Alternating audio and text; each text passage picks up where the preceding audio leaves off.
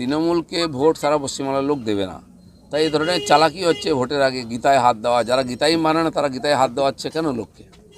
যখন মহিলাদের তুলে নিয়ে এসে পার্টি অফিসে ফুর্তি করা হতো তখন টিএমসি কোথায় ছিল?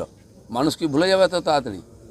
গীতা, রামায়ণ, মহাভারত, কোরআন যাই করুন, মানুষ আর টিএমসিকে ভোট দেবে না। তৃণমূলের পক্ষ থেকে একটা অভিযোগ করা হচ্ছে যে আপনি খালি মন্দিরে ঘুরে বেড়াচ্ছেন, পথসভা বা জনসভা করতে পারছেন না, আপনাদের দলের লোক নেই, কি বলবেন?